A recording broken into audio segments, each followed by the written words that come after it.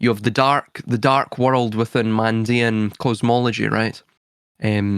Which is it's sort of seen as the Cur, which, interestingly, funnily enough, is within the Byzantine alchemical tomes, Kappa and Rho, or literally pronounced Cur or Kur.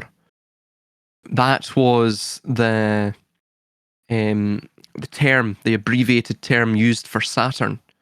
And obviously, you go back to Sumeria, that is the name of the underworld. But it's very similar, of course, to that idea you see in Manichaeanism and Mandeism of that world of darkness. And you stated there that the only way for him to rule the world is to pull it into darkness. Yeah. Pull it totally into darkness. So this underpins what we see in Kabbalah regarding the Tikkun Olam, or even within alchemy regarding the magnum opus, not in an individual sense, but in a more globalized sense, right? More worldly sense. I think you're totally onto something there. So it seeks to put, to draw us into the darkness. It needs to. And what is the darkness? It's the absence of wisdom, right? Because light and wisdom are, let's just use them synonymously here. Darkness is ignorance. He has to maintain the world within pure, unbreakable ignorance. That's why they have to craft a new species itself to genetically hack, to bring it again through digitalism as well, the news feeds, the doom scrolling, to lower our attention spans, to lower our intellectual vigor and intellectual ambition. Yeah, it's to bring us into darkness. So that was a brilliant point you brought up there. That was superb. Yeah, the purpose of that, even if the energy itself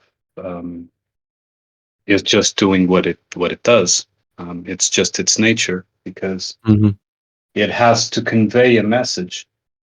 The purpose of that is exactly so that the light gets a chance to shine in the dark place. So darkness has to befall in order for light to find itself, let's say, because light is lost in darkness, and it's lost. Lost isn't even the correct word, because it is just the current state within, let's say, the dream of reality, but it's not really lost, But in order to be able to bring back the wisdom attained from the dream, it has to find itself, and it has to find itself in the dark, because that's where light is more seen. So, yeah. And also as well, the light can discern itself within the darkness, but those who have lost all light, so this would be in the Gnostic sense, what's the term, sarkikoi, and even the I believe they're called the sukikoi, or the sort of natural humans, those who are slightly higher than what we would call the sort of NPCs, the sarkikoi, the wooden-headed ones, literal marionette puppets of the demiurge, those who have absolutely none of this light within them.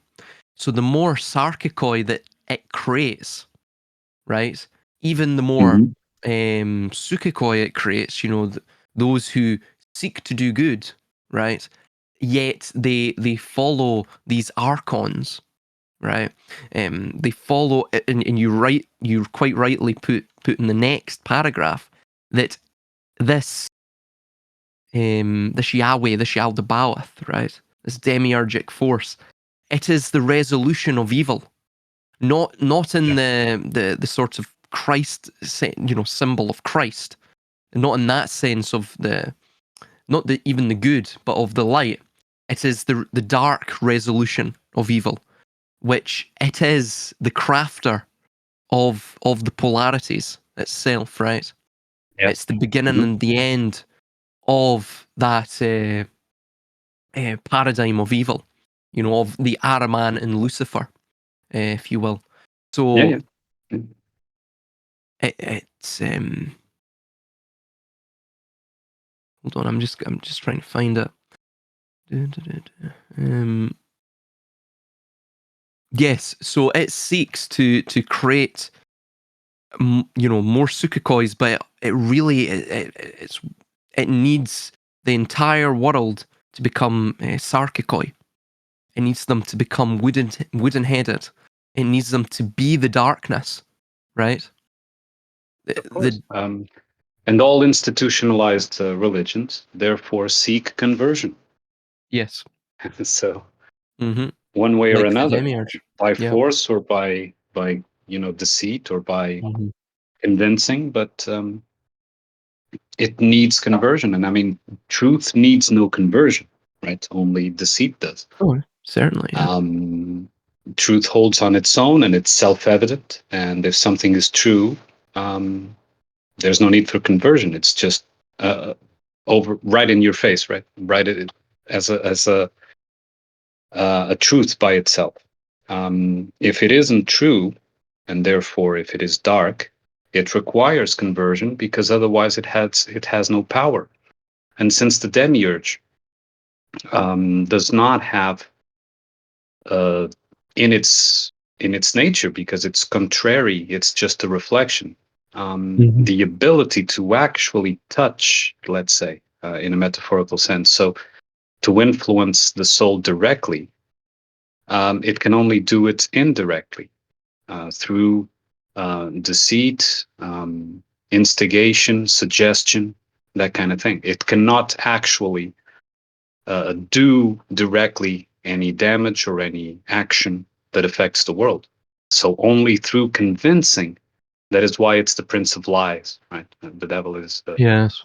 the prince of lies and all that, because it's all it can do is lie its way um, into the souls that then actually, those are the masons, right? The masons of Hephaestus or Ptah or the demiurge. They actually do on the world what the energy itself cannot affect in the world. And the only thing it can do is give them suggestions and advice that will give them an edge over the rest of society by bringing the rest of society into darkness. I was going to mention as well. It almost seems so. The truth, you quite rightly state that it requires no conversion. It requires no propaganda campaign or Mm-hmm. marketing.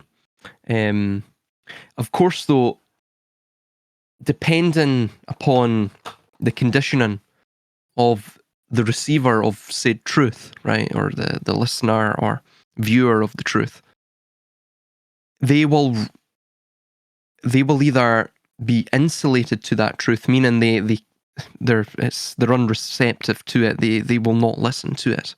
They may even kill the messenger. So you're totally correct. There is it does not require conversion, but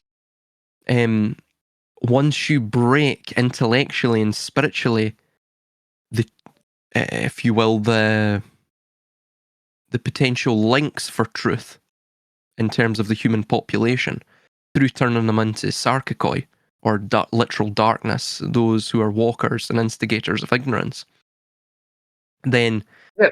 you destroy you don't destroy the truth, but you suppress it within the species. The truth will always be there, but it's unreachable in many ways then. And I was just going to mention as well, it seems almost that given the advantages orthodoxy, force, conversion, deception has against the truth, the light, the the pneumaticoi, if you will, the spiritual ones, and the pneumas itself, in the short term, then it seems that cyclically this has to happen for some particular reason. Is it some sort of grander cycle of purification or even the outgrowth and you know, general travel, general trajectory and development of the imagination of the one, right? If you will, if this is a dream or what have you.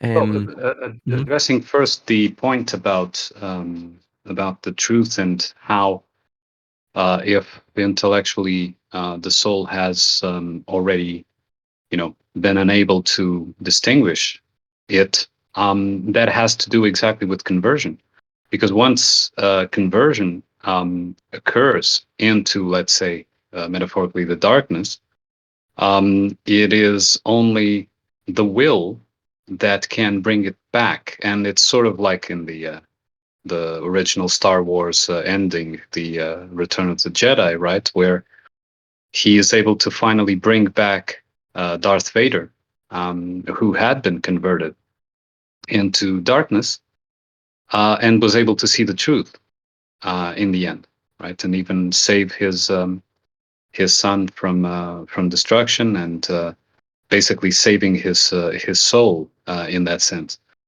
So that only happens because of the conversion and the degree of conversion that had occurred before. Without being converted, let's say, in its untouched state, the soul is able to see the truth as it is, and that is why, uh, from a very young age, children are already put into contact with what we could call propaganda, or whatever, exactly to start molding at the earliest age possible, that conversion. You understand? So that would be the first thing. The second, addressing your second point, it is like the parable of the prodigal son, right? He had to lose himself in order to be found. The Without going and squandering all the wealth and living in misery eventually, which is already linked as well with Hermann Hesse's Siddhartha tale, which is a sort of a rewriting of the Siddhartha Buddhist myth. Um, he had to lose everything so that in darkness he could find himself. And that's when he decided to go back to his father, a much more wise uh, being than before. So he went into darkness exactly to acquire that self knowledge that he couldn't otherwise if he had always stayed there with his father living in bliss, let's say. You know. So I think that is the reason why, even in a collective sense, it has to manifest. It has to go. All the deceit has to come to a point of climax, so that apocalypse, in that sense, revelation, can occur. Of course, we are talking about a true revelation and not a scripted revelation, as is also being applied in parallel, using that as a script to manifest more deceit.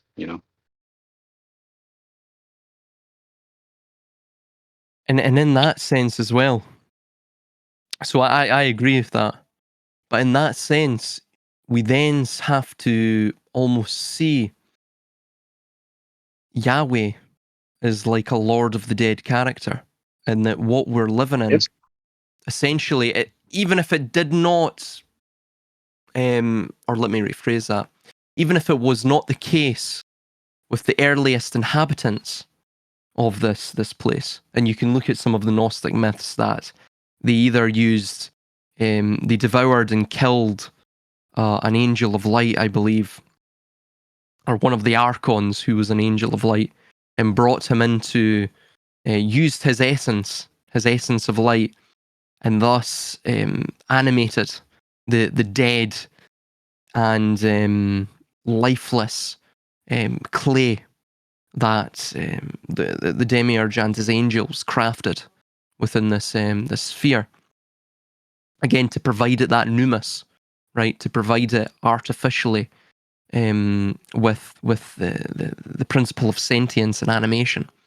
Or, of course, they used the reflection of Sophia within the Grail, captured that in some sense like a soul trap, and then crafted this world itself as a soul trap. But it almost seems that this demiurgic character is like a Lord of the Dead, almost like a ferryman. It's in many ways it's necessary.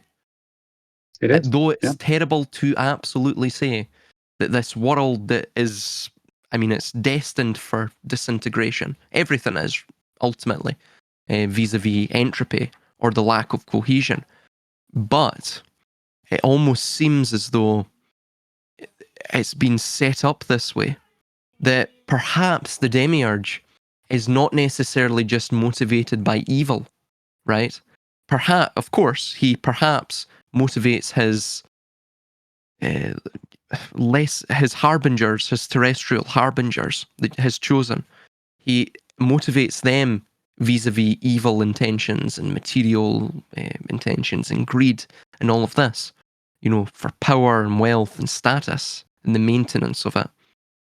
Perhaps he is not motivated by greed, right? And again, we're talking about archetypes here, so I want to stray away from viewing them or framing them as, or framing it rather, as an entity. But it almost seems as though it's something that's beneficial in the long run. Not in the of course, in the short term, it's not beneficial at all. But even to people like us, it's extremely beneficial. We are products, not even of God, though we have that inherent pneumus, which, you know, traces all the way back to God or the source or the one or the pure light. However, our light only glows brighter within the darkness, right? Um, it's a total paradox. It should be a paradox. And also as well, even that notion that the light, or, you know, God, who should we say is the Platonic version of pure love, pure good in terms of the forms, right? But he is also pure potential. He is both good and bad, death and life. That, and you brought up in your section there, that he is everything. He's absolutely everything. It's what he is utterly incomprehensible, and it mentions as well, and I believe you reiterate it out with this quote, that he is invisible since nothing has seen it. But perhaps he's invisible because nothing can see it. It's impossible to see it. You merely see blackness. You know, Yes. pure a pure abyss, a pure. And it's not because it's darkness. It's not because it is, you know, some sort of hell. He is, or he's a demon, or it's a demon, or it's demonic, or something like that. No, it's merely because it's so incomprehensible to us that the only way we could even possibly illustrate it in any sort of symbolic sense is vis-a-vis the monadic symbol, which is the circle with the dot inside, or just purely as like a black sun, right? Is Yes. just pure darkness, jet black. Yes, in the same way that the light itself can also not be seen directly. This is the sort of the paradigm, right? That you are in between. I usually regard the earthly reality as the unconscious. It's neither subconscious nor conscious. It's unconscious. And in unconscious, you cannot directly access either of these two. One, the higher, would be conscious, where light is, let's say, and the lower would be the subconscious, where darkness is. And being in between, you can't see either, but you can be influenced through your will, given the scenarios that are given. And regarding still the shadows themselves, there are two things that I would like to add. One is in one of my videos called Metaphors of Tumors. In the very end, it's like they will eat themselves, because they try to convert the soul, and basically what they are able to convert is the part that is false. The true part will never convert. It's self-sufficient. The truth is self-sufficient. It doesn't need anything, so there is no possible conversion. So all that they can eat is this sort of mask, and so eventually they will end up eating themselves. The last supper of the shadows will be eating themselves and eating the actual demiurge at the end of time, let's say, right? That is, I think, also an important point. It's interesting you mentioned that. It's very synchronistic because a new video I'm comically titling the Aleph Tav eclipse video as the Last Supper is called, right? So it's essentially just what you stated there. That was my thinking on it. That it's very much akin to the Ouroboros, right? And Yeah. even this cult who may be the terrestrial harbingers of this entity, right? Or not entity, of this archetype, if you will. To frame it that way. The Ouroboros eats its own tail. It's the force of limitation and generation, because the viewer cannot comprehend whether it's eating its own tail or literally vomiting it out, right? Yeah. But what is common to both of those, what should seem paradoxical actions, is what one could call sacrifice, right?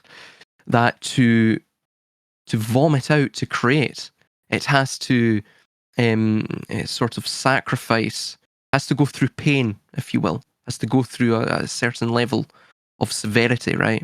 Again, to vomit, to spew something out.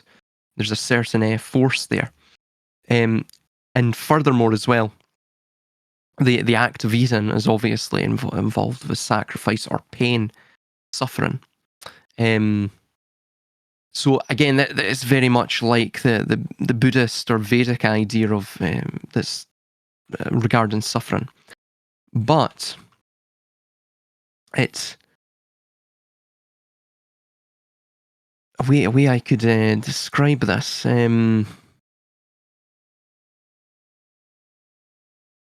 I do apologize. I've lost my train of thought, Àrmunn.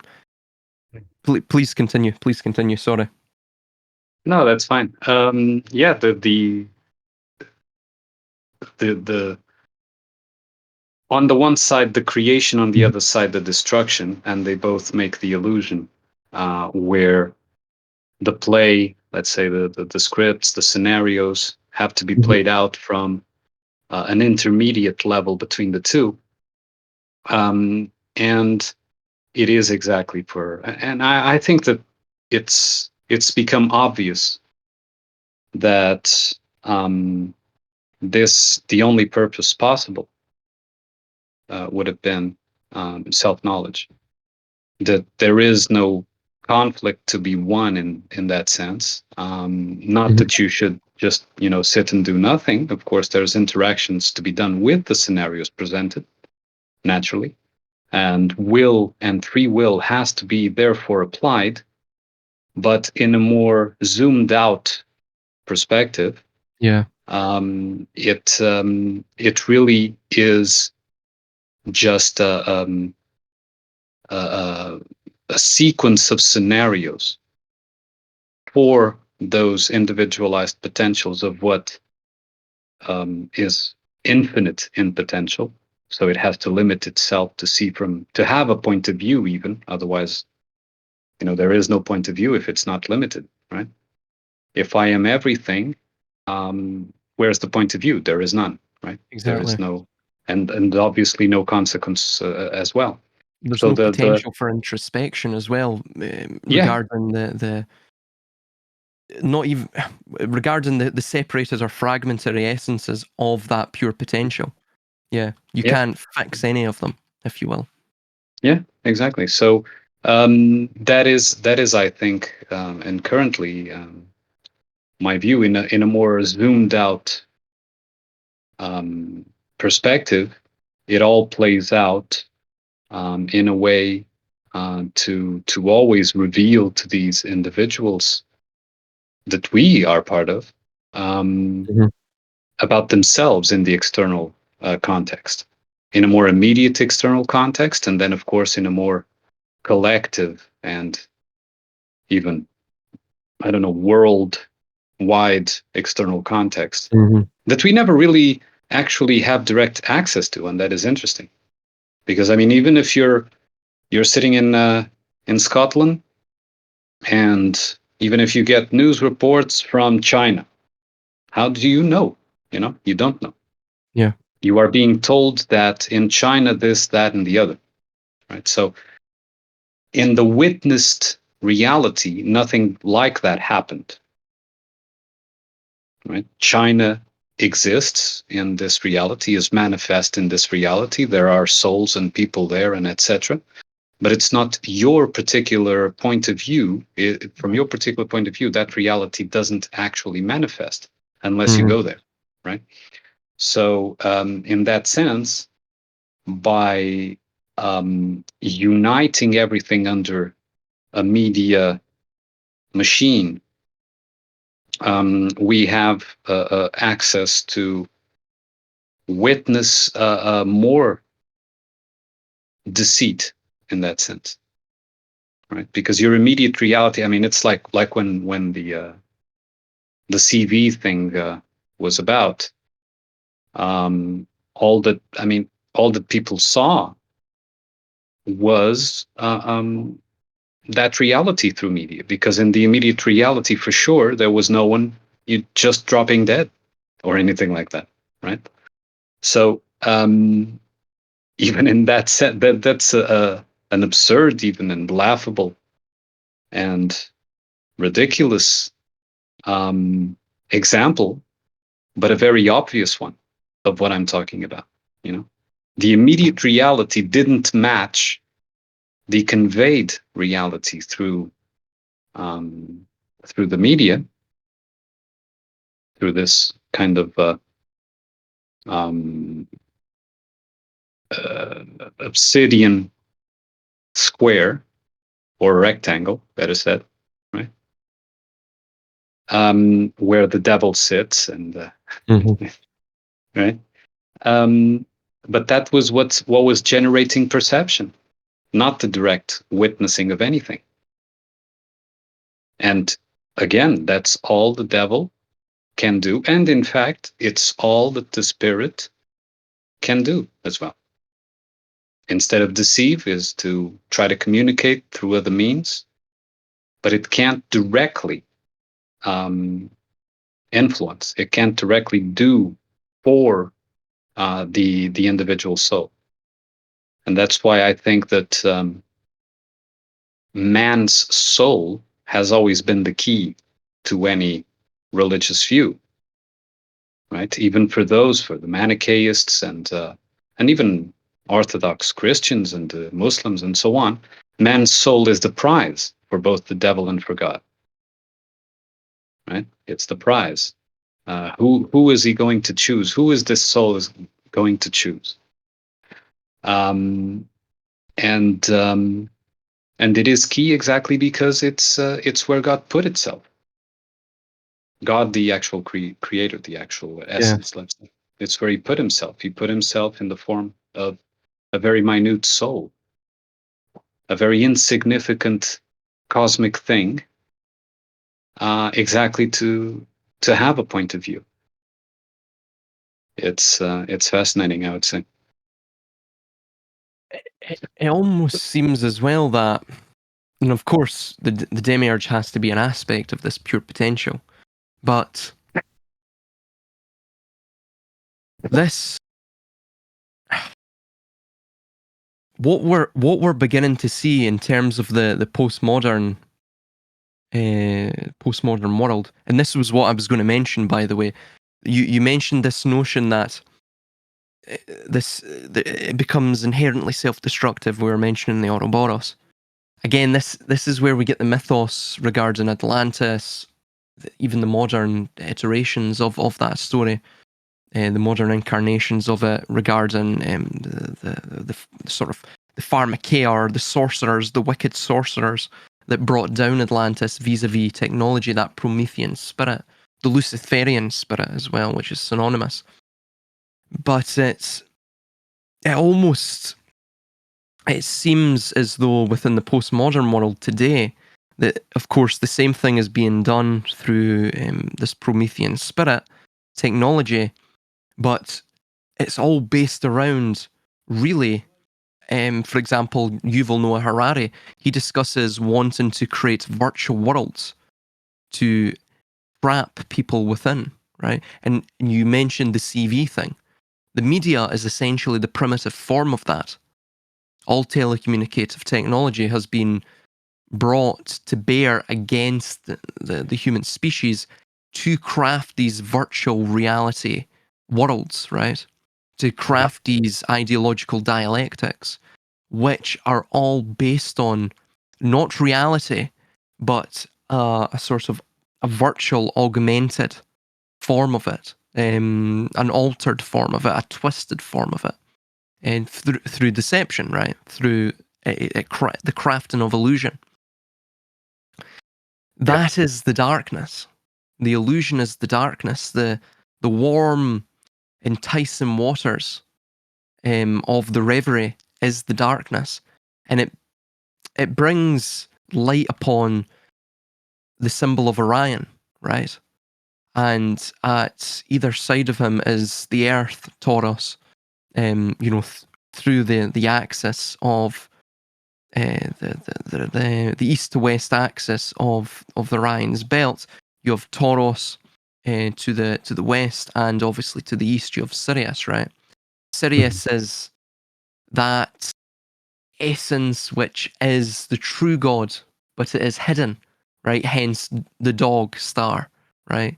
Obviously the reverse of dog is God. Thus, it implies that it's hidden, right? In some way. Even in a sort of emblematic or symbolic way. But obviously, Tauros is the earth, right? It's that which gores. It's the bull of heaven. It's that which gores man. And you even see references like that, for example, with Moses and Yahweh. Yahweh mentions that he will turn his terrestrial harbingers, his chosen, into he shall give them horns by which they may gore the world, or something along those lines. So it's the same, that imagery links with what we see in terms of the astronomy and the astrotheology of it all. And then obviously you have the Pleiades above that, which it probably links to fear and Phobos, and all the way back to the Epic of Gilgamesh and Humbaba, the invoker of fear. Right, that's what also maintains both it maintains the Earth, pardon.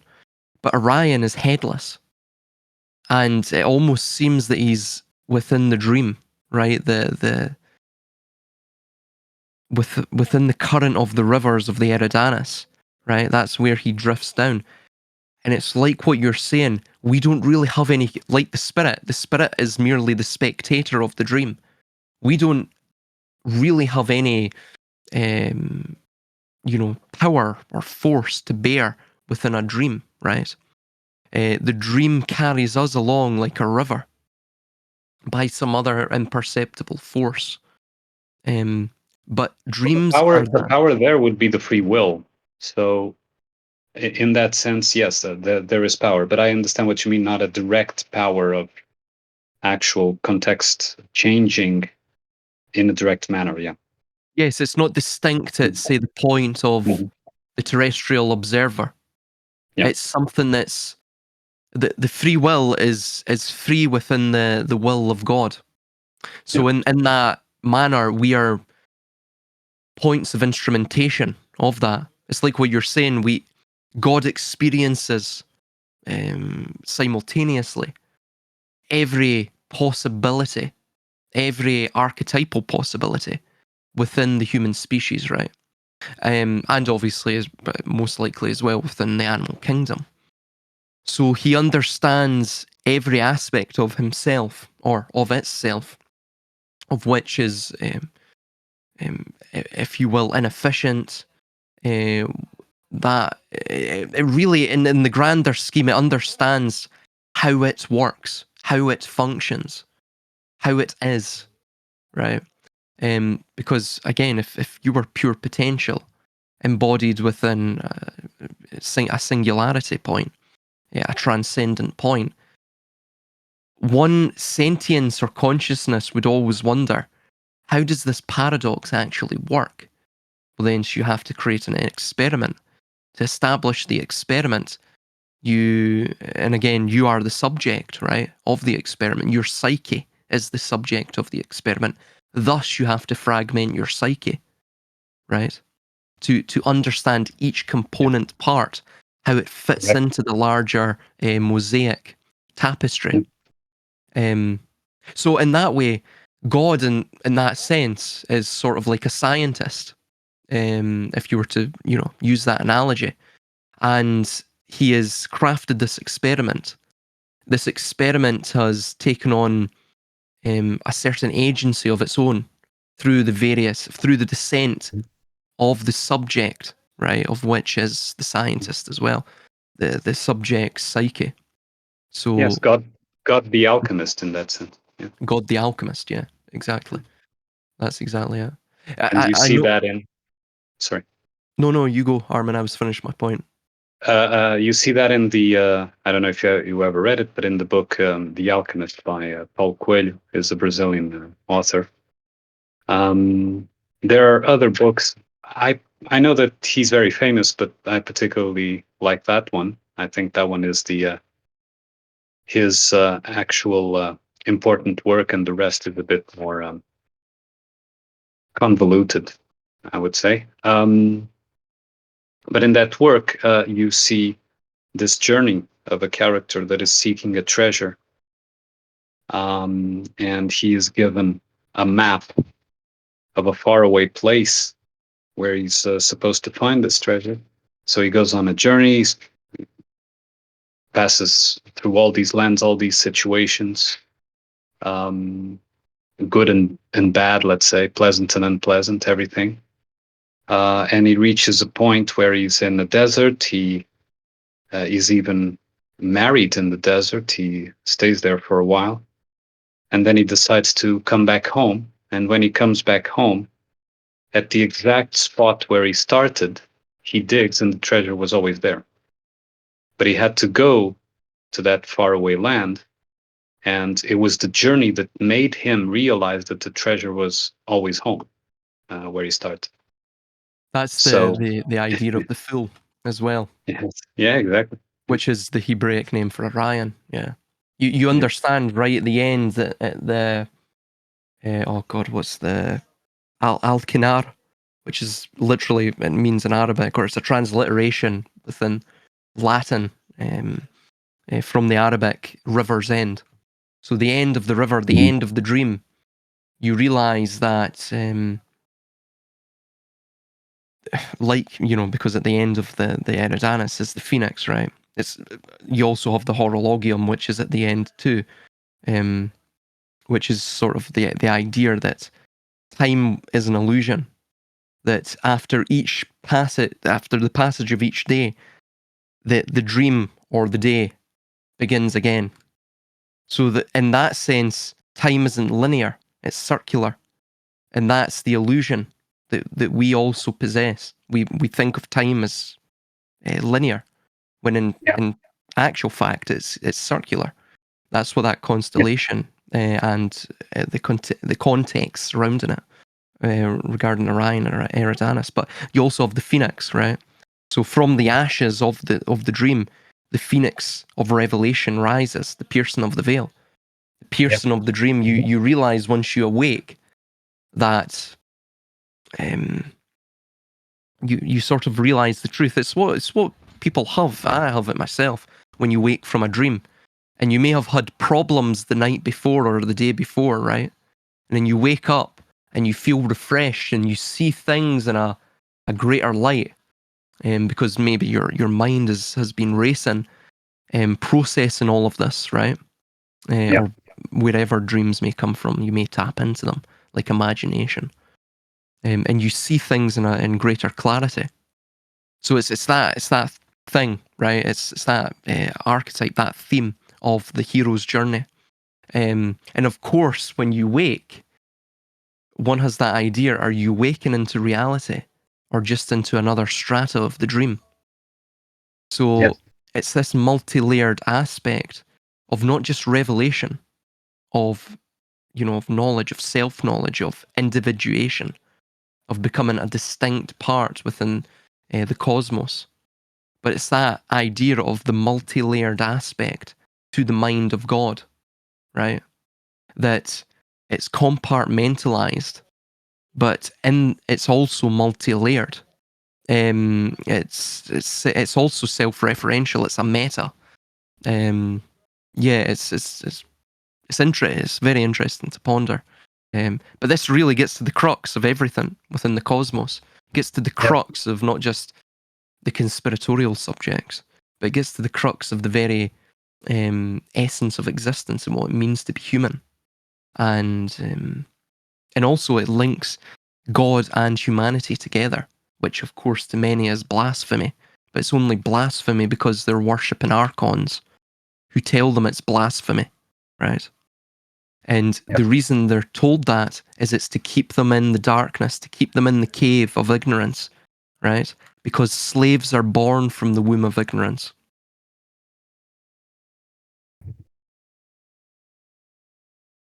Yep. Yes. Exactly. Yeah. Before I forget, I'm going to add now that part. It'll probably just be a paragraph or two, um, just linking Isis and Osiris, um, to Sophia and Yes. Demiurge. I think it's important. Hmm. In the meantime, um, continue on. I mean, we can stay in the call, but I don't know if you want to use this for anything, you can always cut the parts that you don't that Oh no, are not yeah. relevant. Yeah. I was going to actually upload this. It's quite a fruitful discussion. Pardon me. Yeah, yeah, yeah. Okay, but let me Um, just then add before while it's fresh. Otherwise, oh no, yeah, I'll forget it. I'll just Yeah, cut out all of these parts. I'm going to, of yeah, course, there's a few things you've said. I'll add parts to that. Because I'm slightly tired now, so I yeah. end up losing my train of thought and waffling on as well. Yeah, I know. I know how I it know, is. I know. Yeah. Yes, You end up losing your train of thought and you're waffling on, and oh my god, yes. um, it can be quite annoying. Okay, so continue just to see. I mean, in the general sense, Hmm. if you feel that something is missing, like this part, or if something could be better explained, or something like that. And in the meantime, I'll add Hmm. this reference as well. We can stay in the call if you like. I think as well Mm. it would be better to add. I mean, hold on, I'm just gonna add this. 2 seconds. I think it would be good to add within this. Yeah, this Yahweh and sorry, Yaldabaoth and Yahweh, I believe it's called. Yes, Yaldabaoth is Yahweh as Satan. I think it would be good to add there that Hephaestus and Vulcan, and I'm sure you made the connection between Hephaestus, obviously the donkey as well, and to Mount Ida. Where was I getting that Mount Ida from in Crete? Was it you? Was I talking to you? Because I've checked the connections with I Hephaestus. not in the text, I believe, but I mentioned Mount Meru as the crossroads where you can either go to the underworld or the higher world. But Mm-hmm. no, I did not. I did not put it in relation to Hephaestus because I think that it's not really the symbology of Mount Meru is not really Mm. there. The mountain of Hephaestus has to be a secondary mountain and not where the, let's say, the dream is coming Yeah. from. Let's say, you understand.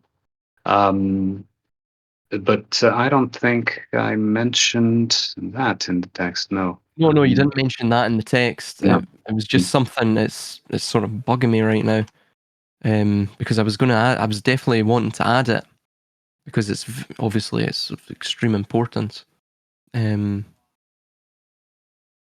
Yes. yeah. Well, in that case, for example, for the new, for the new, Mhm. well, it's not new, but for the present iteration, the important mount would be Mount Zion, right? Mhm. Yeah. So, but these are, like I said, these are not in that sense. They are not Olympus. Remember that Hephaestus was kicked out of Olympus because he was handicapped. Yeah, He wasn't good lame. enough. Yeah, Let's say, yeah, he wasn't up to the standards he was of aborted. the gods. Yeah. So he had to go to another mountain where he built his forge and then created Mhm. his contraptions that actually served Olympus. So the gods of Olympus went to him for relics and weapons and all sort of automatons and that kind of thing. So he supplied Olympus with that, but he wasn't a part of Olympus. Um, and so I think that there's a distinction in the symbolic sense, of course, Mhm. there's a distinction between Olympus, which would be related to Mount Meru, the Yeah. the the the original mountain, let's say, and the mountain where the forge of the demiurge is, in a metaphorical sense, of course. It's not a geographical location, but Yeah, of course, it's yeah. similar to that idea of the cosmic pillar, but it's Mhm. interesting because we see that the Promethean fire, or you could even trace that as far back as the Anzu or the heavenly owl, and stealing the tablet of destinies from the gods. And of course, the owl symbology is absolutely everywhere. You can imagine that it's probably derived from this.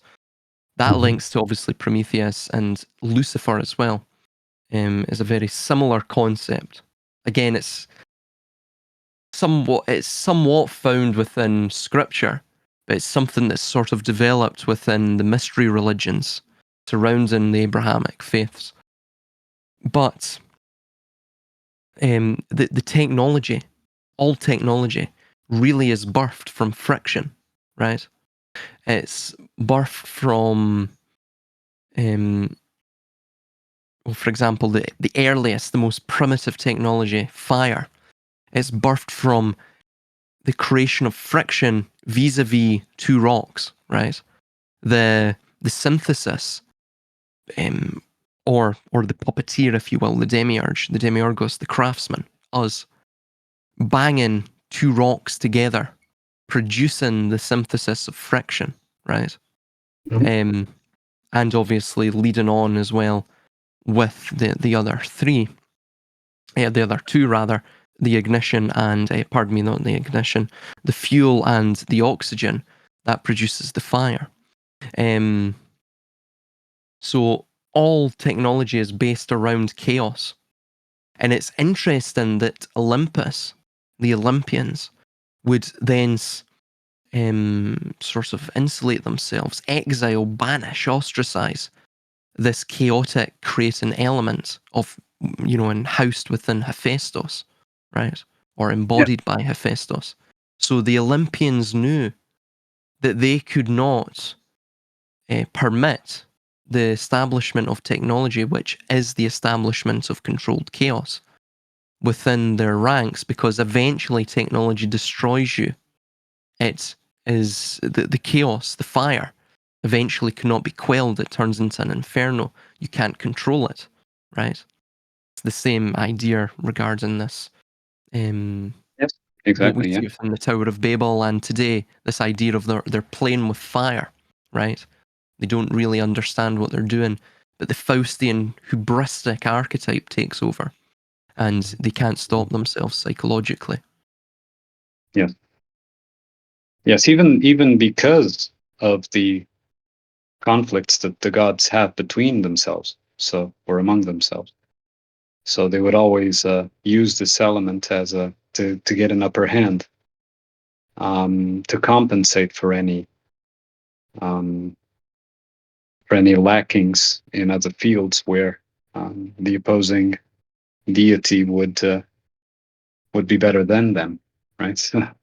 And that's basically what Hephaestus always tried to do, to compensate through technology his deficiencies. And you see that also. I don't know if you ever watched it, but it's a classic Vincent Price movie, Doctor. Oh, what's it called? Let me check here. The Abominable Dr. Phibes. Ever watched that one? No, I have not. You should. You should. It's basically Dr. Phibes had um, an accident, and he's mainly can't speak. He can't. He's got all these things going against him, but he's a mastermind, and he creates automatons in his estate. And I mean, it's fascinating. It's basically a Festus. It's basically the demiurge. It's a depiction of, and it's a very symbolic movie. And the Dr. Phibes, or Hephaestus, is played by Vincent Price. So you're guaranteed to have good acting. Oh yeah, certainly, yeah. He Yeah. was in a lot of movies, yeah. A lot of great classics as well. Yes.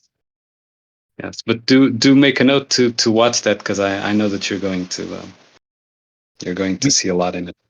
we perhaps could on the next movie night, I guess we could watch that and then discuss it. It's tomorrow, and since I already announced a different movie, probably I'll leave it for the other week. Um, because I've already announced the next movie will be Once Upon a Time in the West. Ah, right, yes, yes. That has a lot of symbolism as well, and it's also a beautiful movie, just as a piece of art. But of course, I try to choose movies that also have something else, and this one has that something else. This one has in fact, the interesting thing there is that the white character that is played by Charles Bronson, in my view, is actually the shadow of the black character that is played by Henry Fonda. This is because all throughout the movie, Charles Bronson only wears white and very light colors, while Henry Fonda only wears black and dark colors. So it would seem, okay, this guy is good, that guy is evil. Yeah, that's an obvious reference there, because it's also manifest in the movie. But once we understand what links them in their paths, we see that Charles Bronson is actually the shadow of Henry Fonda. So that's apart from all of that, from all of the other references and all the symbolism that you see there, and the final sequence of the movie is breathtaking in my view, with even the omega symbol and all that. The shadow is actually the white, so it's not, because when we think of shadow, we think of darkness, right? But a shadow of something dark is a light in that sense, right? The inversion, let's say, when I say shadow, is of course a repressed thing. So Henry Fonda repressed his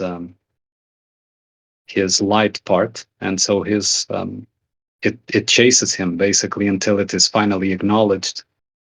And like they say in the movie, the truth will only be revealed at the point of dying, and that's exactly when it happens. That's when they realize why they are linked and why Charles Bronson pursues Henry Fonda with that, with his whole being. Basically, he dedicates his life to pursuing him, because that's all he is. He's a reflected energy, you know. Oh yes. Yeah, you've added that part. Where Yeah, is it? and there was a part before. I just noticed that I was rereading for context, where a sentence, it happened like you had in that book. A sentence was started but never finished. Oh, So really? I also corrected that. It was something to do with the original seven archons, something like that, and then I didn't Mhm. conclude. I must have, got distracted, or so I also corrected that. I added the reference to Vulcan. Together, I mean, Vulcan does not need a depiction of its own, because it's just a copy, a Yeah. clear copy of Hephaestus. Mm. So You find that with a lot of the Latin the pantheon and yes, really the mythological dogma. I thought it was interesting the sort of debate I guess I'm having with some of the people in the server regarding the clear what seems to be at the very least monolateralism within Abrahamism. At the very worst, it seems polytheistic. That is in, where is it? Yeah, the general room.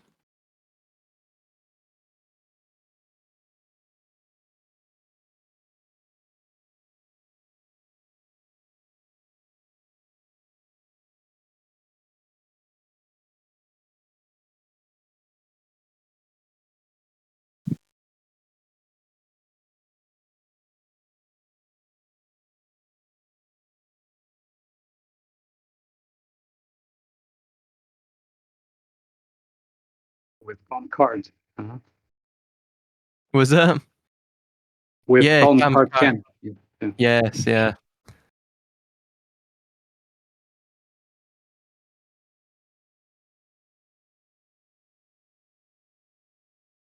Yep. Mhm.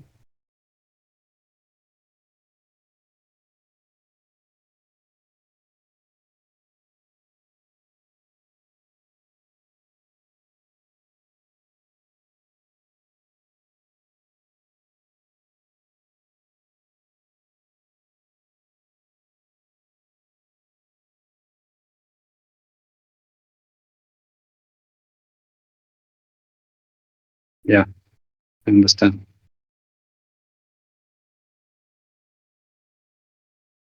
Yeah, so Yeah.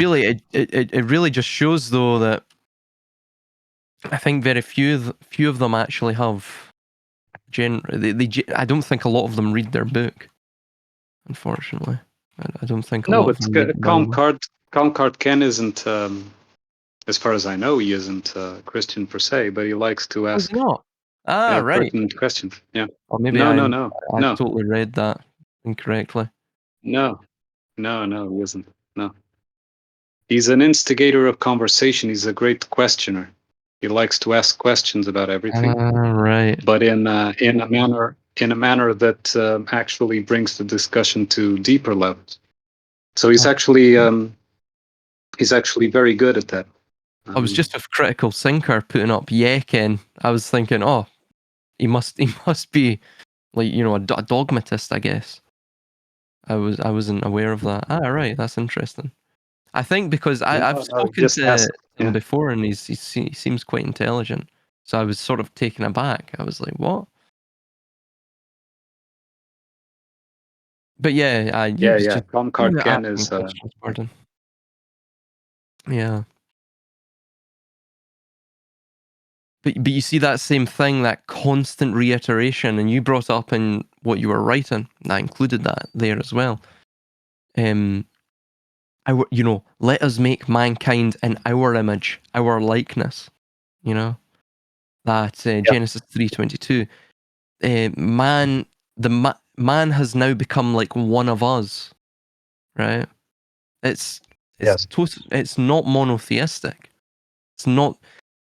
It's monolateralist essentially. At the very, if you were to be very generous, it's monolateralism. But with the idea of even, angels, that idea of angels, and we see them, we see throughout the Old Testament, they are almost, they're revered and feared because they are instruments of the Lord's wrath or the Yeah. Lord's mercy. And by the mere, well, for example, let's look at this, right? When God sent down the brazen serpent to Moses and his followers, I believe it was all those who would not bow and, sort of revere through their attention this brazen serpent image, right? That they would all be struck down. That, in and of itself, was akin to the angels, because it is the literal manifesting of the Lord's will upon earth, right? That manifesting of the will upon earth is it's fractured because you have all of these various angels, Raphael, Uriel, Azazel, all of these various entities. They're essentially, all of them end in L, right? They're all mere aspects of this L, this God, right? Lowercase, of course, this Yahweh. Thus, by the revering of it, by the bowing down towards it, by the mere following of its instructions, even though it's an instrument of the Lord, you are essentially doing the exact same thing as following any one of the subservient deities within the Olympian pantheon, which was headed by Zeus henotheistically, right? Yes. So Exactly. it's the same religion. It's exactly the same structure.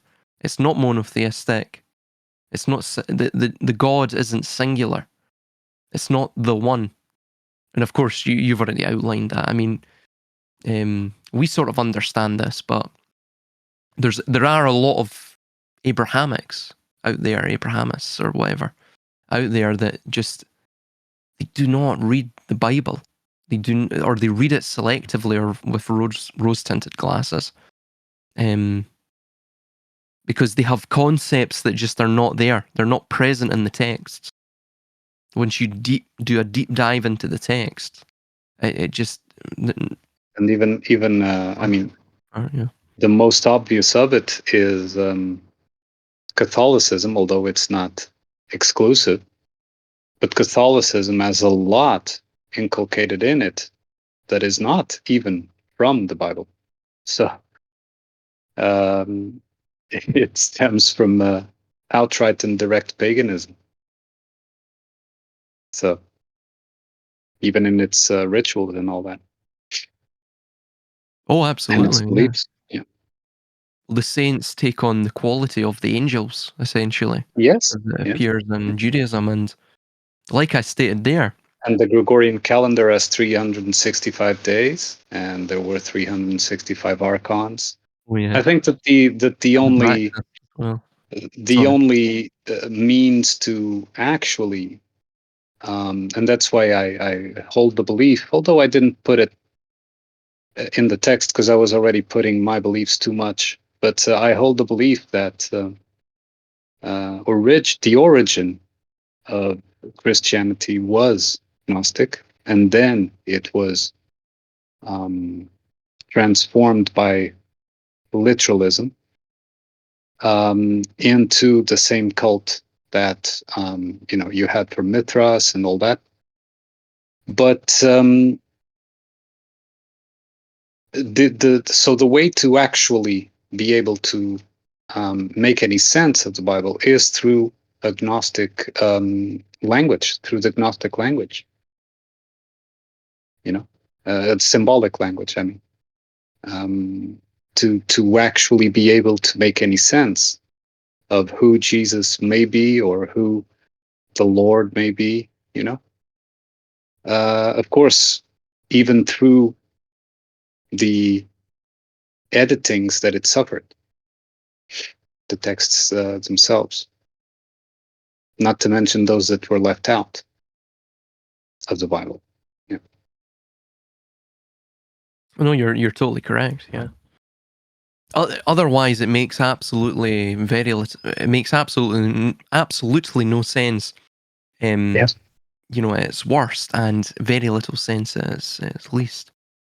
No, you're totally correct. It's the only way to read it is to firstly have a background of knowledge of all of the various mythologies and perennial truths throughout the surrounding religions, the surrounding philosophies, and then to understand, obviously, the the deeper symbolism that is present within the New Testament, not just the canonical New Testament, but obviously the apocryphal as well, Yep. and even some of the, of course, the apocryphal works of the Old Testament, the Book of Jubilees, and all of these works too. The only way to understand this in its context really is to apply within um, your own individual sort of resonance, if you will, the Gnostic structure, which of course is multifaceted, but broadly speaking, it understands that the creator of this world is it is a false god, right? Meaning it is a false god with a capital G, right? It's merely a god or a archon, a principality. It is not the true God. Yeah, I mean, that's really the only way. Of course, it mentions the mysteries of Christ, the mysteries of the kingdom of God. And of course, the Greek word utilized for that is mysterion, right? So, this idea that you could even have an orthodoxy within Christianity, even according to the canonical New Testament, is sort of laughable, because the mysterion of Christ, right? And mysterion from the Greek literally means a secret or a hidden thing, right? Something that it's enigmatic. It needs to be coaxed out. The truth of it has to be coaxed out through personal development and inquiry and investigation.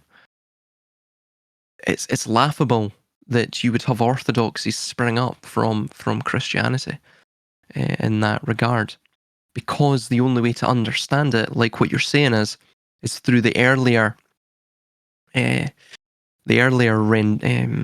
iteration of it, which was Gnostic. It had to be. You can see it from the text. It was a literally a mystery religion in many ways. Yes, and If not, I would even the go as only way. far. I would even go as far as saying that the so-called New Testament is therefore precedes the Old Testament, because what we see, and of course it was edited to make it resemble as if the Old Testament was older, in my opinion, because the sequence must have been the creation of this symbolic language that is associated with Gnostics, that it's not a unified thing, but the symbols are more or less the same. Through the mythologies present in the New Testament, where Jesus plays the part of this, supposedly and originally plays the part of the spirit in matter, right? Of the actual essence in matter. And then later, we see the conquest in the Old Testament, the usurpation of Yahweh, Yaldabaoth, the demiurge, of the symbology and of the world, let's say. So in my view, it makes more sense if you see it the other way around, with certain edits so that there are seemingly prophetic references. You understand? But I think that it makes more sense that the New Testament, the mythology in the New Testament precedes the mythology of conquest in the Old Testament. So the Old Testament would be the New, and the New would be the Old. Both adulterated, both edited to fit this one darkness view, let's say, this one amalgamation of and usurpation of the qualities, the symbolic qualities, right?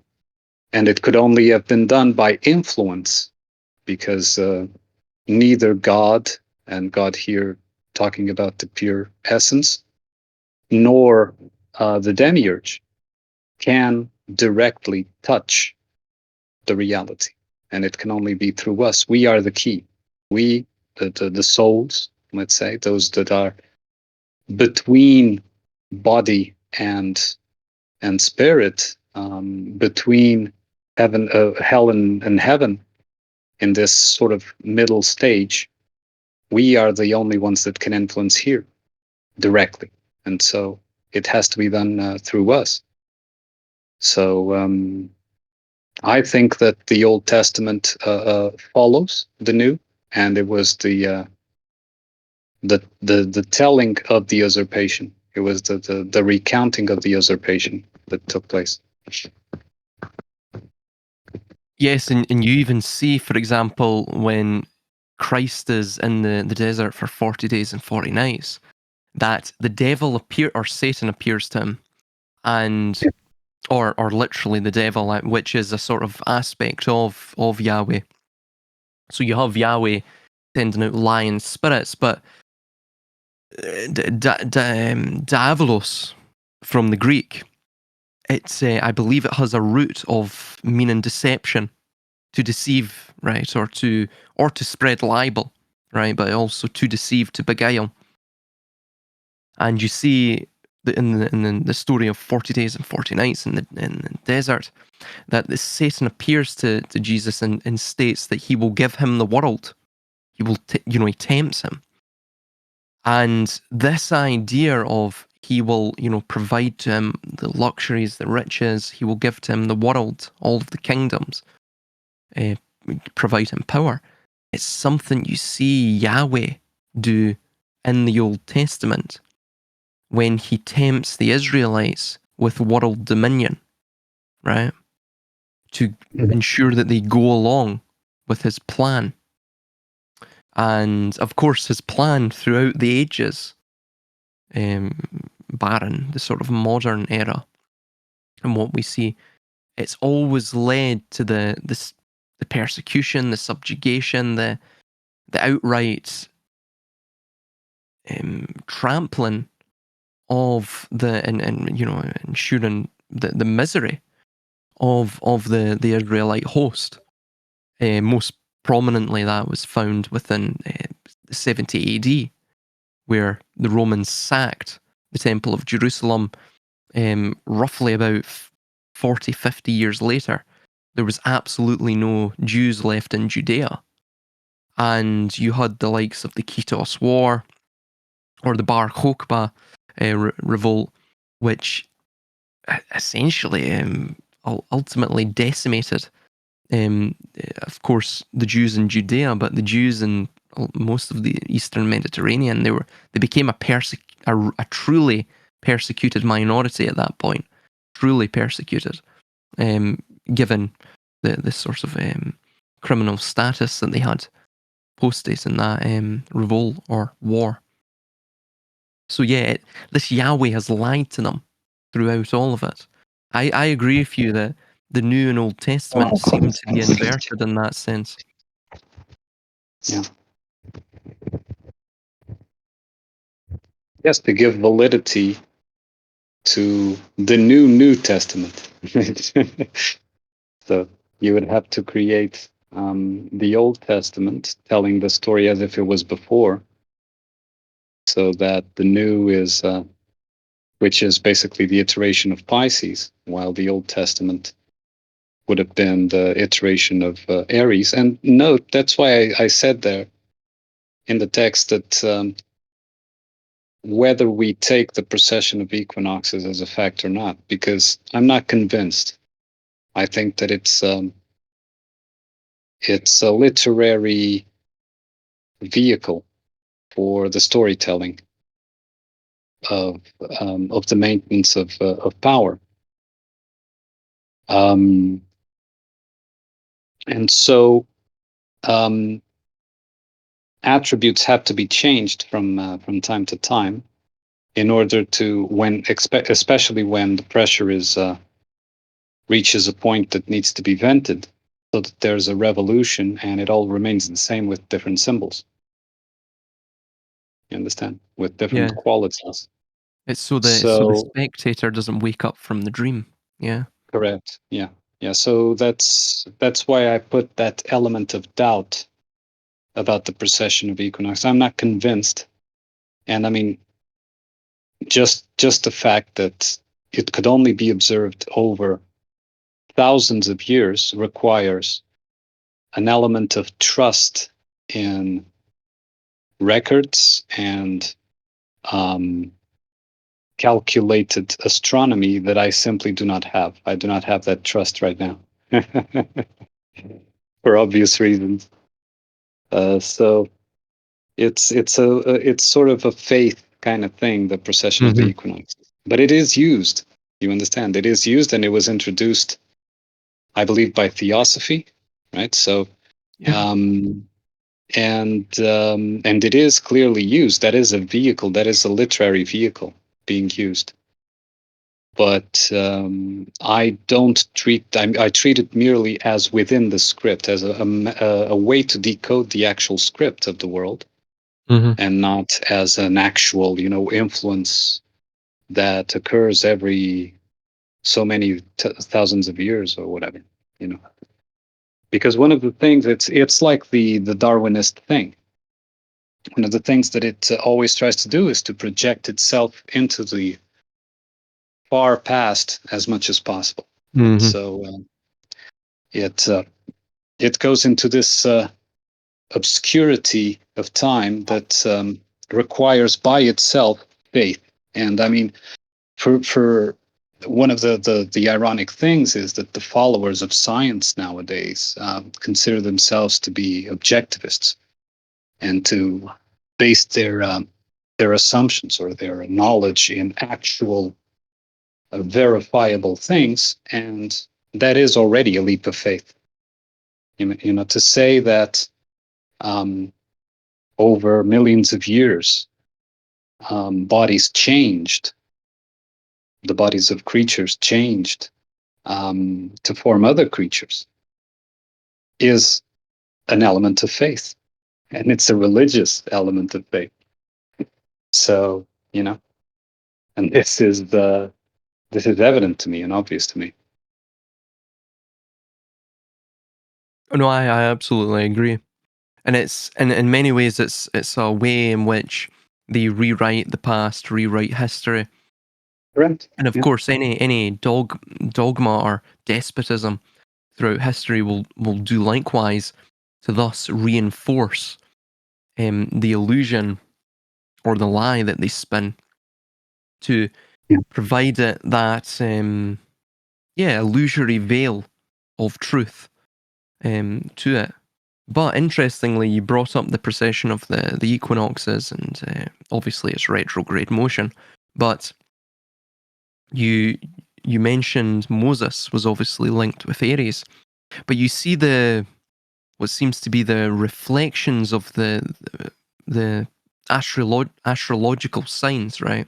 If you were to project them onto a wheel, so you have, for example, Aries, and that is a direct reflection of Libra, right? You can draw Yeah. a straight line from Aries to Libra, and Mhm. Libra is to obviously the scales of balance, justice, if you will.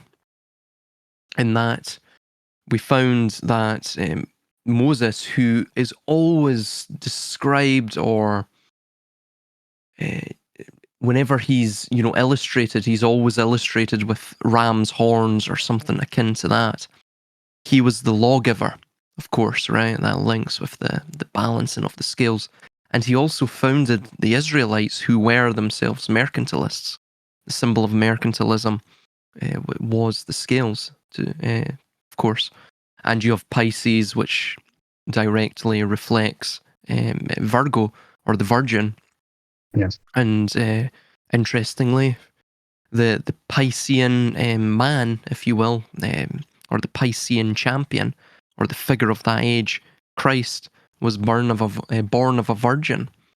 And of Yes. course, Aquarius is being brought in, if we assume, again, we're going into Aquarius or we're in Aquarius or what have you.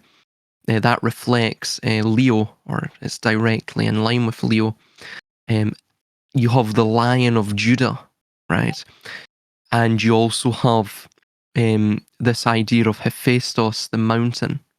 And this goes all the way back to Shiva and Shiva's consort, who was Parvati.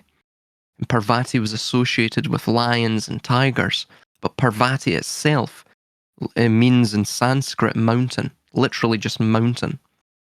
So it's this same concept of the mountain, which may even be synonymous with the pillar, right, as we've mentioned. So, of course, the Lion of Judah, that group who worship he who has a lion's head, Yaldabaoth, he is bringing in the Aquarian age. And we can speculate what the Aquarian age actually is. I'm interested, pardon, to see or just to hear what you think. What is this concept of the age of Aquarius? Um, Not within a sort of astrological sense or even even an astrotheological sense, but from a psychological standpoint, are we going into a new archetypal age? Are you of Yes. that? Literarily, and when I say literarily, is because it's scripted, not a natural thing. But it is the qualities of Aquarius are a communitarianism, the sense of the group, the best for the group, the best for the collective, the working towards the betterment of a collective thing, which of course is complemented and reflected as an opposition with Leo. Leo is the individuality, right? So you can say that in that sense, if the Pisces was born of Virgo, the Aquarius, the collective, was born of Leo in the individuality, right? And so the traits will be anything that puts the collective above the individual in all fields.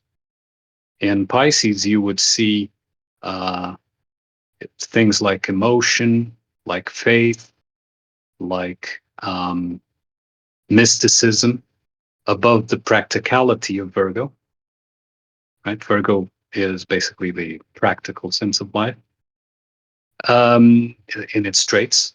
And in the age of Aquarius, he will see the collective over the individual, born of it, but over the individual.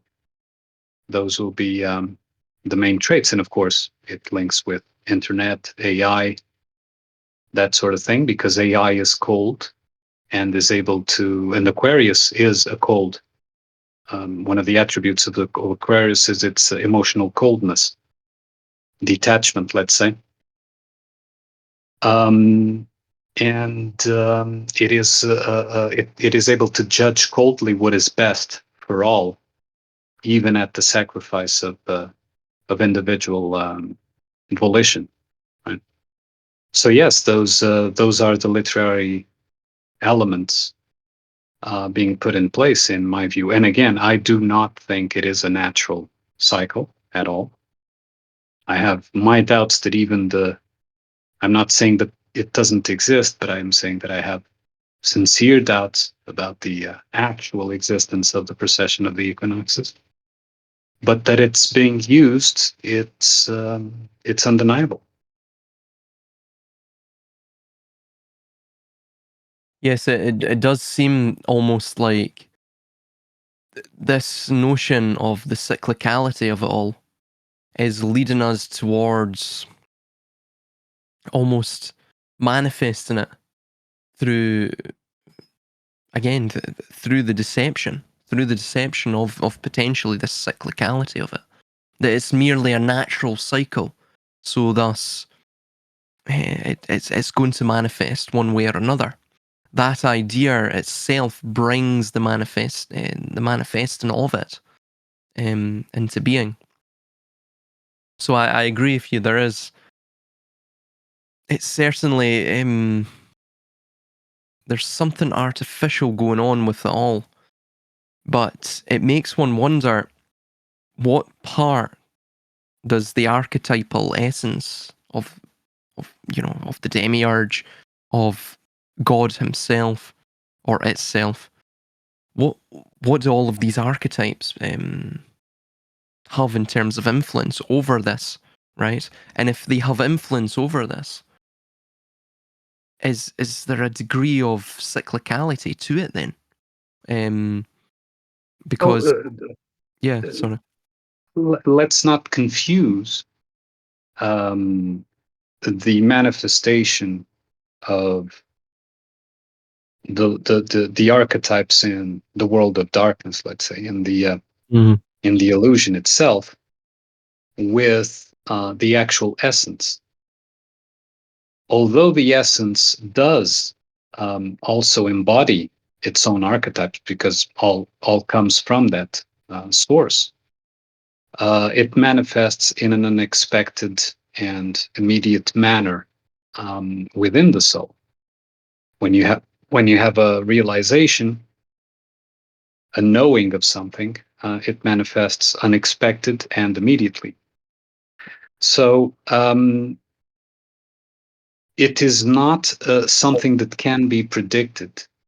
And we must understand, at least I understand it that way, that the need for predictability is a demiurgic need, because that is the only way that plans can come to fruition.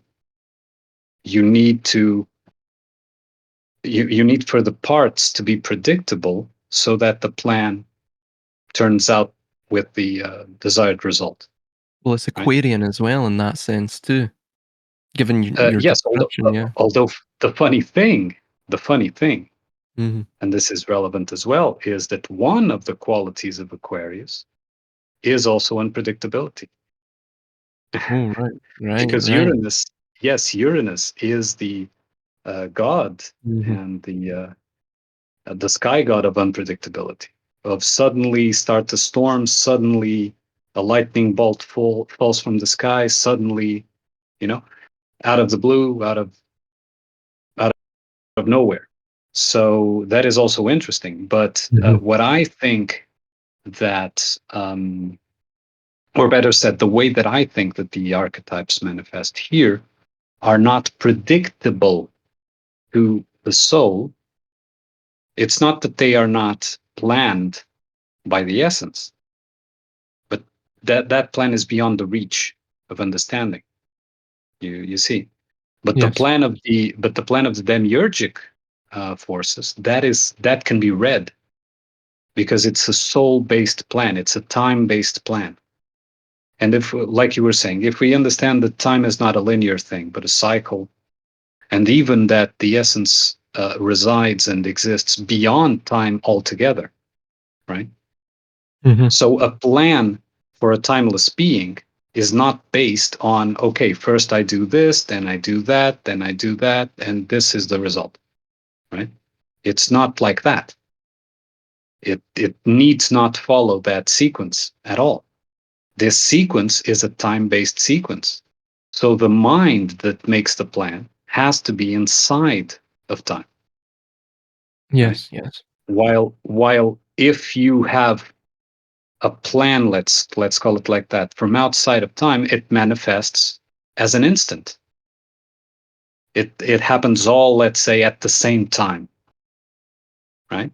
Because it does not require a sequence that is time based. So this is the main difference I see Mm-hmm. between both, and the need for predictability. And even if you look at yourself as an inner contemplation, there is a part of you that wants everything predictable, right? You want to know what tomorrow is going to be, what tomorrow the day, and tomorrow with a capital T, right? You want to know how it will be so that you can prepare, right? And that is, if you look closer, that part of you is the mental character that is in a position of uh, in stronger or weaker, but in a position of identification by the ego. The ego is identified with the mental character. It says it's me, right? When it's not me, but it's me as an identification vehicle.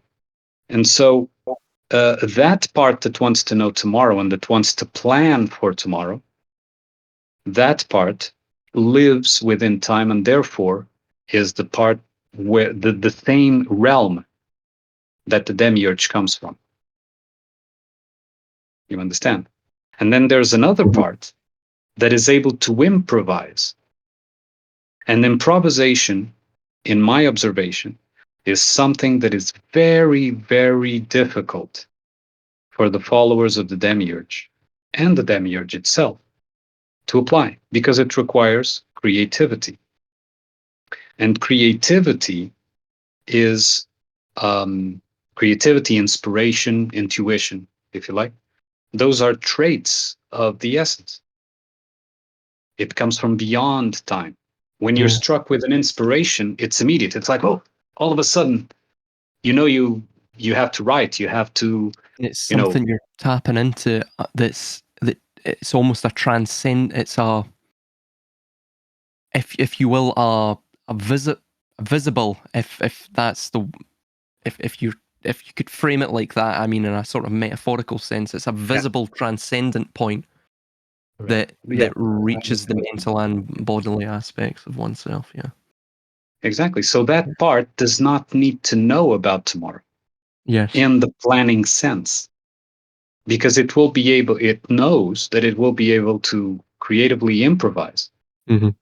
with whatever comes, whatever scenario it comes, and will be able to improvise with the free will that is natural to the essential part. So this is why I think, I mean, not that, for example, mathematics do not have a place. Of course, they have. Without mathematics, you couldn't be able to even build the simpler things. You need to calculate the materials and the angles and so on and so forth. But apart from that, if the idea that mathematics as a model to measure the entire reality is a need, a demiurgic need to plan reality, to make it predictable. Mm-hmm. You understand? Yeah. So if you're able to calculate what, and I'm not talking about influencing yet, okay? But if you're able to calculate what the weather will be tomorrow, mathematically, right? You put in all these factors you into an equation, you calculate them, and you see, okay, tomorrow there's a 90% chance that it will rain, something like that. Well, of course, Okay, this links to geoengineering as well, in a sort of and so on. roundabout way too. Yeah. Exactly, Yeah. exactly. So the Mm-hmm. planning need is a demiurgic need, and every follower, let's say, of the demiurge, in my view, will have this, not only the need for planning, but also this fear of the unexpected. There is a baseline fear of anything that is not of a surprise, of something that is surprising, Mm-hmm. something that is out of order, that is out of the expected plan. Well, this You know. this underpins obviously cybernetics from the Greek Mm-hmm. kybernetikos, which means to steer. That these people see themselves as the steersman, and it's exactly what you're stating. Anything that goes out with the predictability, the paradigm of predictability that they establish, it is in and of itself a sin within the new sort of demiurgic or dataist Yes, it's a bug. religion. It's a Right? bug in the code, yeah. The Right. unexpected is a bug. Exactly. Oh, now we're talking on Discord. Imagine Discord all of a sudden crashes. This is unexpected. And the part of us that was having this conversation and that was planning, and counting on this conversation is going to be inconvenienced. It's going to think, oh, this unexpected event um, messed with my plan of having this conversation. You understand? But Yes, that yes. does not mean that the unexpected was evil or was even demiurgic. Maybe it was actually the other way around. It's like when, and there are several stories like this, whether they're true or not, but even in our lives, we can observe this. Like you were going to make a trip or something like that, and your car doesn't start. So you're unable to go on that trip, and you're inconvenienced because you made plans and everything was panned out in time for that trip. But then later on, you discover that there was something along the way or in the destination that was probably going to leave you worse off if you had gone, if you were there. So the influence of the disruption could have been essential and not demiurgic. Mm-hmm. You see, it's not like black and white in that sense. Well, it's like the yin and yang. Yeah, Within both opposites, the opposite will present itself. So, for example, within the light, there will be a seedling of the dark. Within the dark, there will be a seedling of the light, because both must exist within one another, correct. even in a latent or dormant respect, because the very definition of the light is built around the dark. The very definition of the dark is built around the light, and vice versa between any opposites. Yeah. Yeah, exactly. But so yeah, coming back to the Aquarian thing, the funny is that Aquarius not only vies to put the collective above the individual, which okay, sort of uh, uh, um, works together with cybernetics and all that, which requires planning. But one of the traits of Aquarius is also its unpredictability, which links back directly to to the essence. And if you look even at Pisces, Pisces has all this um, deeper, darker kind of emotionality. But in there's also the mysticism that is able to rise it above. And you also saw that in the Piscean ideas and the Piscean sort of age, let's say, right? So uh, um, every of these signs can play for and against, and because of exactly the quality that you were saying, every dark has a light and every light has a dark. Right? So it will always also, these archetypes will always also play against itself, right? So Mm-hmm. Yeah. in this case, in the Aquarian case, will be the unexpected, while in the Piscean case, it would have been mysticism, the higher mysticism, let's say.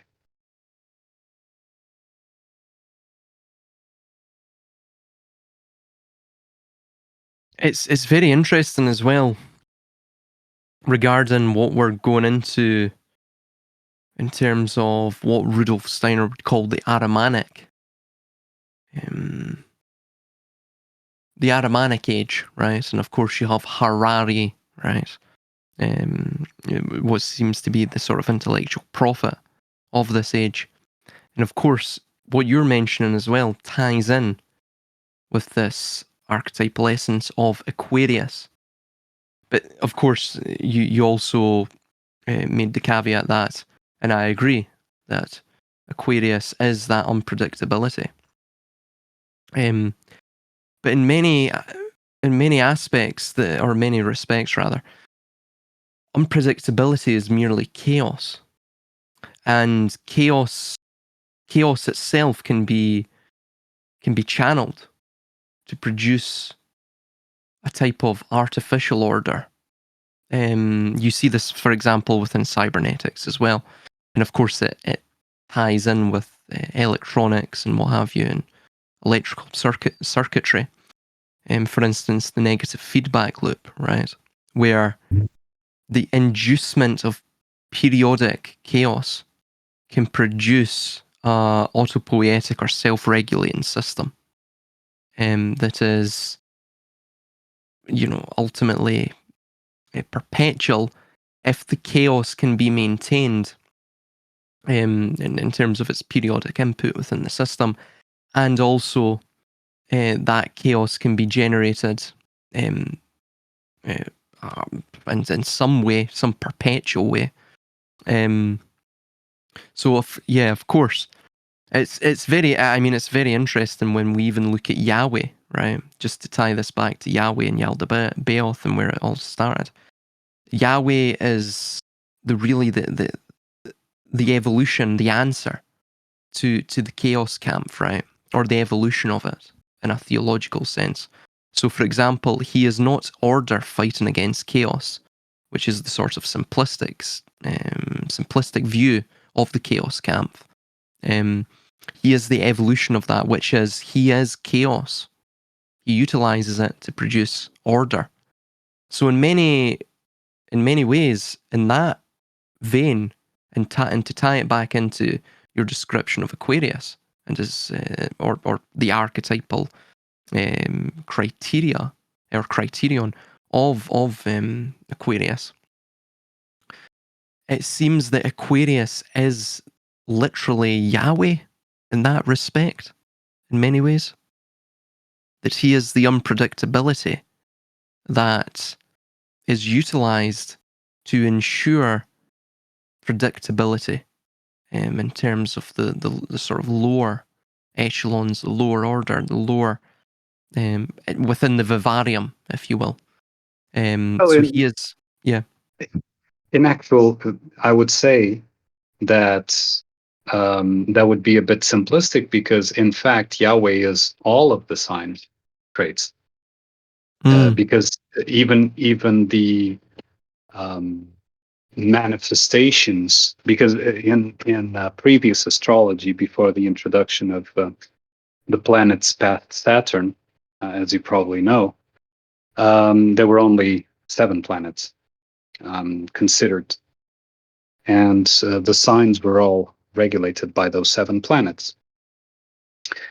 And so all of these planets in the Gnostic creation myth stand as the original archons, right? With Yaldabaoth being Saturn, so Yahweh in that case, right? So all of these planets that regulate these signs are essentially different faces, different traits of the same thing, of the same. So we can say the same thing that you said about Aquarius. We could say about Pisces, and we could say about Aries, and we could say about after Aquarius it would be Capricorn, right? And Capricorn is much more ordered and predictable, for example, in its traits. So it'll be funny to if we were to witness and no, I would prefer not to, but if we were to witness what the transition would be between Aquarius and Capricorn in their scripts, um, it would be interesting to see how they apply that, because Capricorn is very organized, status-based, very persistent, very rigid in its concepts, while Aquarius is more to the collective and unpredictable. But all of these qualities can be and are attributed to Yahweh, and rightly so, because they are all qualities of that one darkness. And this is again not to say that darkness per se is evil, because it's through that darkness that we are able to know ourselves, which I think it's the only explainable purpose of the existence of reality. I think the prison is insufficient. I think the school is insufficient. Evolution for sure is insufficient in my view, because I think that if at most it would be devolution, because I think that we were probably in, contrarily to what is depicted in history, we were probably better off previously in previous times. And again, contrary to written history, but this is just my belief. And so all of these are insufficient in my view. And the only explanation that could give a valid purpose would be to know itself through scenarios. And that's, for example, I mean, we can only do this now because we have that parallel, that metaphor that we can use. I mean, why would you play video games? Like a role-playing game. I heard you mention Skyrim one day, so you played Skyrim. Okay. Why do you, and I also played Skyrim, so why would we play Skyrim? So that Yeah. we put ourselves in a Mhm. different context through different Exactly. scenarios, making choices, and see what we choose, and know more about ourselves through the Yeah. scenarios presented, right? And it's the same thing. In my view, that's the only or the closest, at least, Well, explanation. you're vicariously taking on an external character, an external figment, Yes, or of your potentials. Yeah. oh yes, you're storing your potentials into this avatar, if you will, Yes. and Yes. from that you're then going through a story that That's correct. is roughly linear, but there is Mm-hmm. non-linear junctures throughout it. But Yes. ultimately, with most role-playing video games, bar a few that have multiple endings, most of those non-linear, what appear to be non-linear juncture points, eventually funnel back into a linear ending, right? It might be one or Exactly. two or And three. it's the same with the scripting of in social terms, Yes. right? Take the left path or the right path in the script, in the social script, and you end up in the same ending, let's say, with different flavors, different colors, and so on, but it's the same. So that also applies there. And for that, it requires predictability again. So that is why predictability is sort of a compulsion for the followers of the demiurge, in my opinion. But I agree with you in terms of the raison d'être of why we're here, what is being, what is Mm. this peculiar sensation, or what's the reason for it. Ultimately that would seem to be a viable and plausible reason.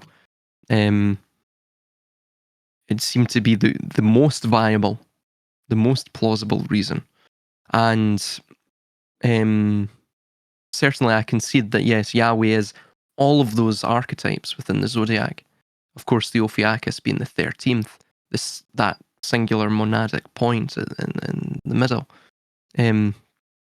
That The is, importance. Let me just yeah, sure. make a reference there. The importance of Ophiuchus is even greater than Yahweh, because it's Yahweh. I see Ophiuchus as the man wrestling the serpent. The man is Yahweh, and the serpent is Sophia.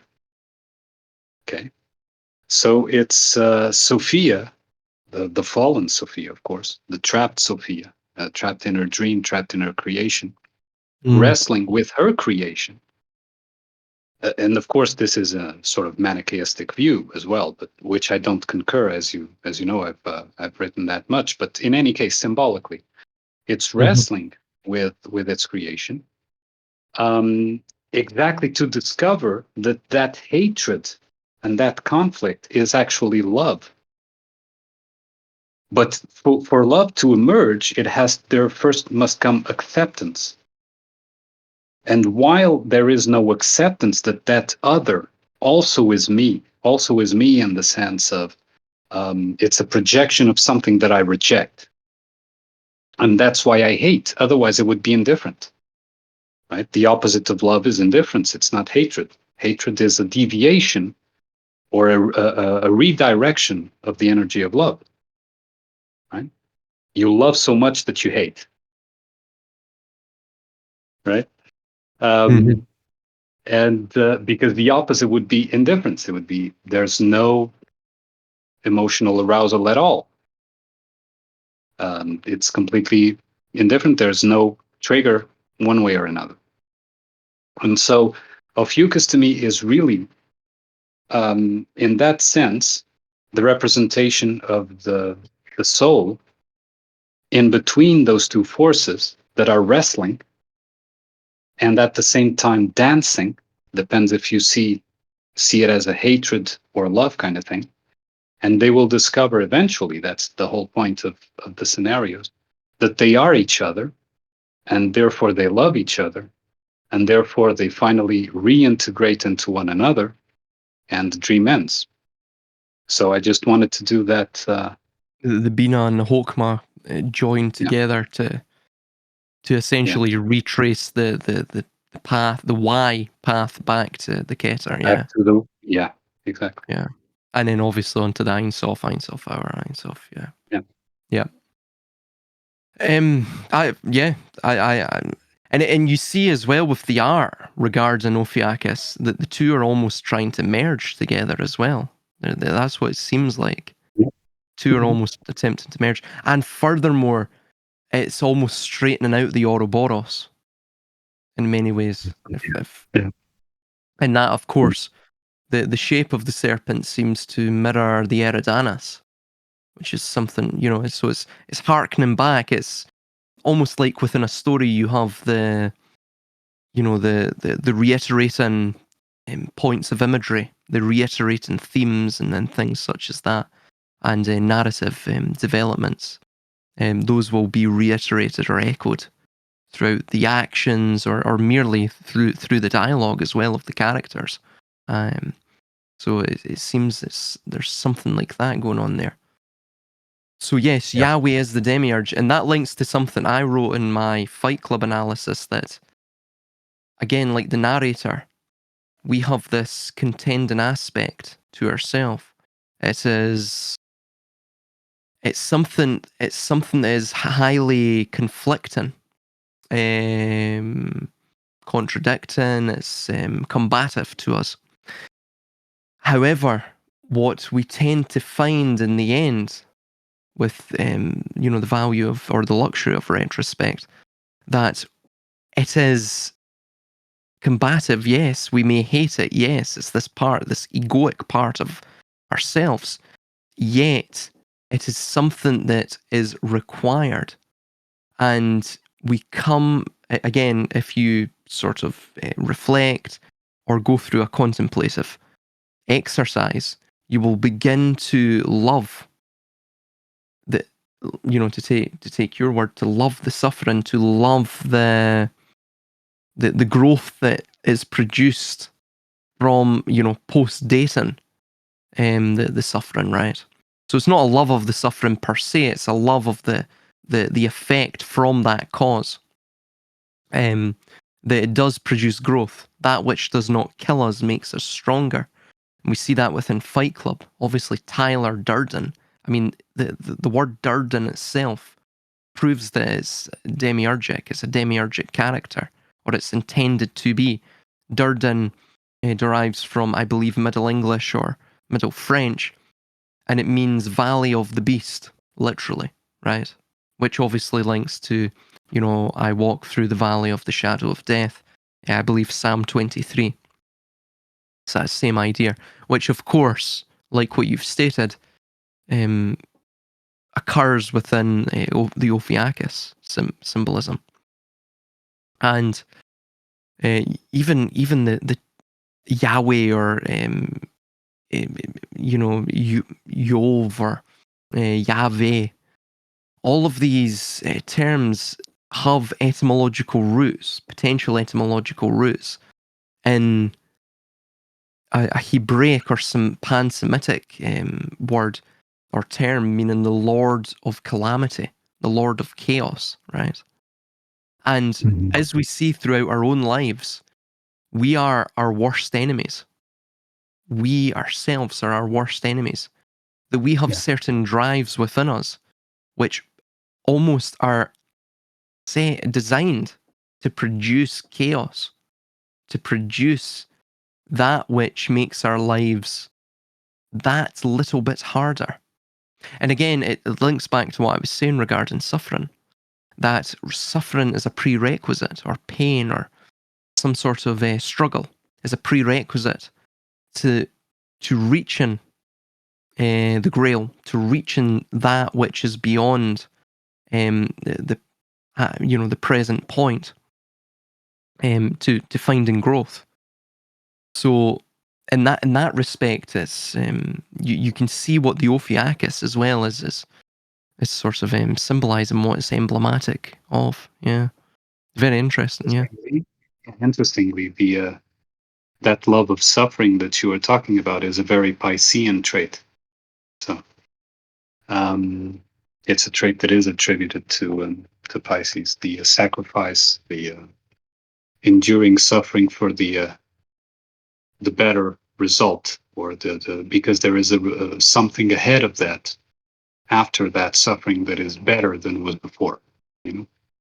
So that is a very Piscean thing. And about Ophiuchus as well, it can be seen. And recently, I've been listening to a very wise contemplations by a Romanian woman that clearly has been. I mean, there are several synchronicities there as well, and has been following the same paths in inner contemplation. And she described, not Ophiuchus per se, but she described the immature feminine and the immature masculine. And curiously, the Sophia myth is a myth of maturation. Right? The Sophia did what she did because of immaturity, because she was not mature enough to wait, and to wait in the sense, I mean, in the mythological sense, there was no time, but to create with the unity with the masculine.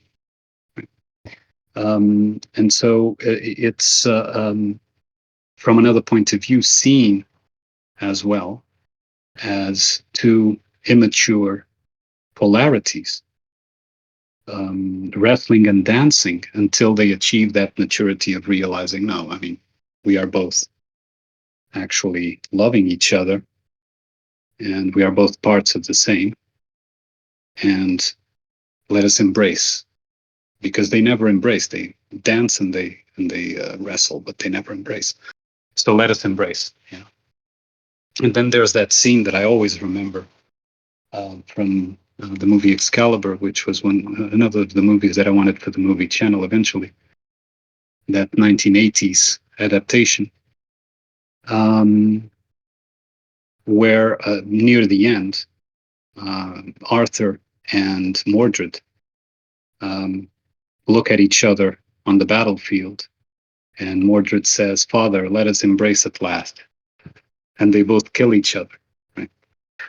So the embrace is also deadly because it kills their diversified and individualized forms, and therefore Parsifal is throwing the Excalibur back into the river because there's no more need for it. So yeah, it's there's that as well. Yeah. I was going to mention, so that idea of the maturation, it's something you see in the Y principle, which, funnily enough, is really the constellation, the outline of the constellation of Pisces. And there was something I noticed. So of course, that at the end of each, potential path you take, right? It's like that Led Zeppelin song, "Stairway to Heaven." There's there's two paths that you can go down, but in the long run, right? There's always time to change your mind and things such as that, right? That idea, that theme, which of course is sort of linked to Pisces, it seems, in the Y principle, because at the point of maturation, right? You see it with the growth of trees and everything. That point of maturation, it ceases growing upwards anymore, and then it bifurcates. The same idea. But that point, like what you're saying, the the embracing through love, right? This Yes. coital embrace is death. It's deathly. Yeah. Even for example, the coitus that man and woman go through, that itself is like a form of death. Yes. So the friction produces, of course, the source of bodily fluids, which then coalesce to conceive of the child. But even to produce those bodily fluids takes quite a lot, of course, out of both parties. But even on at the birth of the child, you have the contraction, right? So it's the Yes. same thing that occurs at the point of maturation at the end. Yes.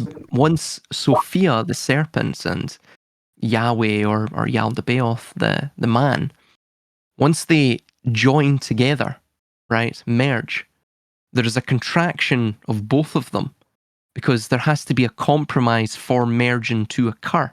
And a compromise itself must equate to contraction. Thus maturation equals death. And then there's a bifurcation. And that bifurcation itself will reach a point of maturation. And then that will undergo the same process, so on and so forth, to the point where you create multiples of multiples of multiples of multiples of this sort of zodiacal wheel within a wheel within a wheel within a wheel within a wheel through all of this sort of maturation leading to contraction, leading to renewal.